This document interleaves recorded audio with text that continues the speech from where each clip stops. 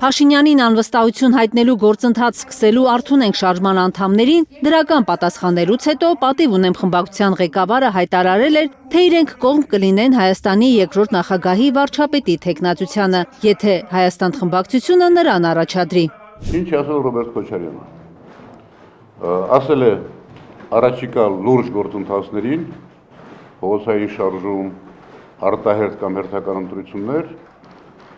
մասնակցելու ենք, ծանրակշիռ մասնակցություն ենք ունենալու։ Ուրեմն կարող եք այս ասածից ենթադրել,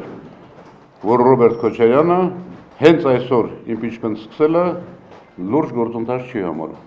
Աղվան Վարդանյանը հիշեցնում է ամենամեծ ընդդիմադիր խմբակցության դիրքորոշումը 28 падգամավոր պատրաստ է միանալ իմպիչմենտ սկսելու գործընթացին, աջակցելով վարչապետի այն թեկնածուին, որ կներկայացնեն նախաձեռնողները, մինչդեռ պատիվ ունեմից ասել են, որ թեկնածու այս պահին չունեն։ Վարդանյանի խոսքով, եթե նախաձեռնողների նպատակն իսկապես Փաշինյանի հեռացնելն է եւ ոչ թե Ռոբերտ Քոչարյանին ու Հայաստան խմբակցությանը թիրախավորելը, ապա քննարկումները պետք էր սկսել հենց վարչապետի թեկնածուի հարցից։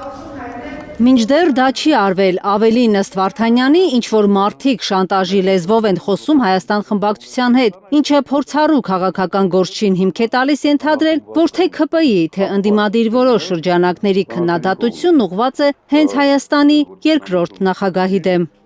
Բայց նաև արտախորհրդարանական բազմաթիվ ուժերի կարծես թե հիմնական թիրախը դարձել է այսօր Ռոբերտ Քոչարյանը, եւ դա վատ չէ։ Ում են թիրախավորում, ում են փորձում ազդեցությունը նվազեցնել, ով որ ուժեղ է։ Եվ ես վստահ եմ, որ այս հարցակումներ չասեմ, բայց այս վայնասումները Մեն ուժեղացնում են Քոչարյանի դիրքերը։ Տեղը նեղ է ընդդիմության, որ փորձում են մեկ։ Տեղը լայն է, բայց չգիտես ինչու ամեն մեկը փորձում է ուրիշի հաշվին այդ տեղը լայնացնել, եւ որ ամեն մեկը ես կարծում եմ պիտի աշխատի իր վարկանիշը բարձրացնել, իր ազդեցությունը մեծացնել։ Վարդանյանը նկատում է ընդդիմադիր դաշտում որոշ խզվածություն առաջացավ Ռոբերտ Քոչարյանի վերջին ասուլիսից հետո։ Երկրորդ նախագահի մեկ ասուլիսից հետո Քոչարյանի հանդեպ ճնշումներ չասեմ Քոչարյանին դժվար է ճնշելը, չափից ավելի մեծացել են։ Եվ եթե որևէ մեկը փորձի իսկապես մոնիտորինգ անել, կտեսնենք, որ այդ օրվանից սկսվեց։ Հայաստան խմբակցության падգամավորի խոսքով Քոչարյանի հայտարարությունը, որ ինքը եւ Հայաստան դաշինքը ծանրակշիռ մասնակցություն են ունենալու առաջիկա ընտրական գործընթացներին, խառնել է ընդդիմադիր դաշտում որոշ խաղացողների ծրագրերը, տարանջատման գաղափարախոսությանը կողմ է Վարդանյանը։ Յուրաքանչյուր քաղաքական միավորում իր հեղինակության եւ կարողության չափով պետք է փորձի ուժերը քաղաքականության մեջ։ Եթե հնարավոր չէ լիարժեք համախմբվել, ուրեմն ճիշտը տարանջատվելն է եւ ամեն մեկ իր կարողացածի, իմացածի, պատկերացրածի ձևով շարունակել պայքար այս չարիք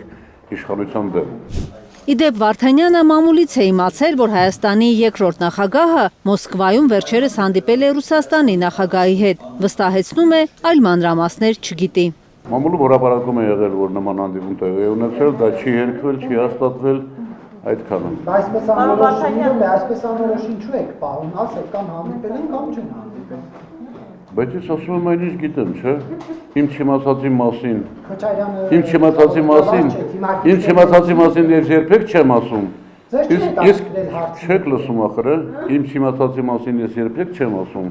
Իսկ իմ մոծածի մասին երբեմն չեմ ասում։ Մի բան հստակ է ասում Վարդանյանը, Փաշինյանի իշխանությունը երկար կյանք չունի, իսկ նոր իշխանությունն էլ միատար, միաբևեռ չի լինելու։ Հաջորդ իշխանությունը ՔՊԻ չարիքից հետո միաբևեռ իշխանություն չի լինելու։ Հայաստան խմբակցության падգամավորը նորից է կոչանում ընդդիմադիր ուժերին, ամենամեծ ընդդիմադիր խմբակցությանը թիրախավորելու փոխարեն թող աշխատեն ընտրություններում հաջողելու համար։ Այնպես որ յուրաքանչյուրը աշխատելու տեղ ունի։ Կարնե Մանգասարյան, Միլենա Պողոսյան եւ Նորայր Հակոբյան, Հայլուր։